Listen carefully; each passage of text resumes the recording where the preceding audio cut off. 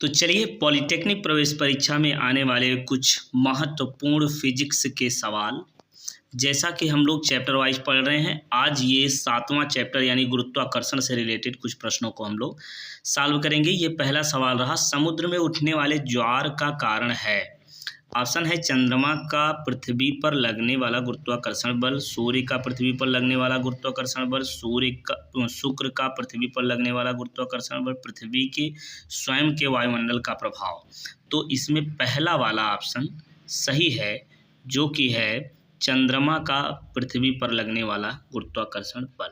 ठीक है, तो चलिए अब इसके बाद देखते हैं आज का ये दूसरा सवाल। दूसरा प्रश्न रहा ये कि यदि गुरुत्वाकर्षण बल कम हो तो निम्न में से कौन सा बल बदलेगा।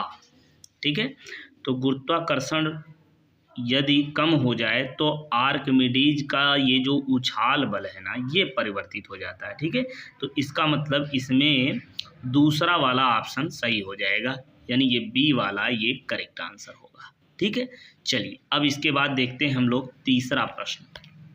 तीसरा प्रश्न ये रहा, गुरुत्वाकर्षण नियतांक जी का मान निर्भर करता है पिंडों के द्रव्यमान पर, पिंडों के बीच की दूरी पर, समीप में रखी अन्य पिंड के द्रव्यमान पर, उपरोक्त में से कोई नहीं।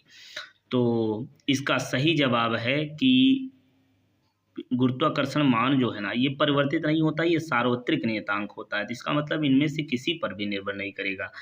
तो इसका मतलब ये डी वाला इसमें करेक्ट आंसर होगा। इसमें ये डी वाला भैया ये करेक्ट आंसर सही आंसर होगा।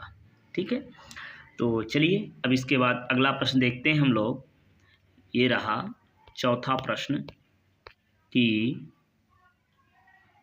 पृथ्वी का एक उपग्रह एक समान वेग से वृत्तीय कक्षा में परिक्रमण कर रहा है। यदि अचानक गुरुत्वाकर्षण बल समाप्त हो जाए तो उपग्रह, देखिए उपग्रह वो जो है एक समान कक्षीय वेग से पृथ्वी के चारों ओर घूम रहा है।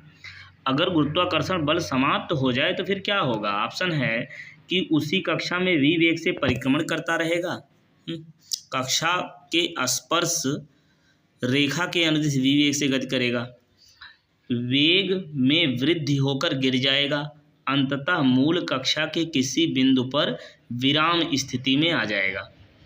तो भैया जब गुरुत्वाकर्षण बल समाप्त हो जाएगा, चूंकि वृत्ताकार पथ पर गति करने के लिए अभिकेंद्र बल की आवश्यकता होती है और अभिकेंद्र बल उसको गुरुत्वाकर्षण बल से मिल रहा है। तो जब गुरुत्वाकर्षण बल समाप्त हो जाएगा तो अभिकेंद्रीय बल समाप्त हो जाएगा, यानी वो सरल रेखा में गति करने लगेगा। ठीक है, तो बी वाला ऑप्शन इसका सही होगा। ठीक है, तो चलिए अगला प्रश्न देखते हैं। ये पाँचवां प्रश्न ये रहा कि यदि दो द्रव्यमानों के बीच की दूरी दोगुनी कर दी जाए तो गुरुत्वाकर्षण बल कितना हो जाएगा।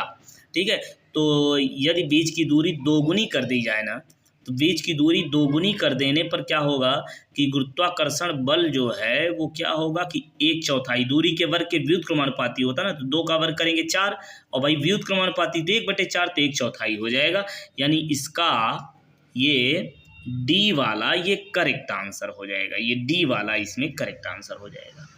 ठीक है, तो चलिए आज के ये सभी सवाल पूरे हुए। इसी प्रकार से वीडियो देखने के लिए चैनल को लाइक शेयर सब्सक्राइब जरूर कर लें। चलिए मिलते हैं फिर नेक्स्ट वीडियो में, और कमेंट बॉक्स में ये ज़रूर बताइएगा कि इस तरीके से ये वीडियो आपको कैसा लगा।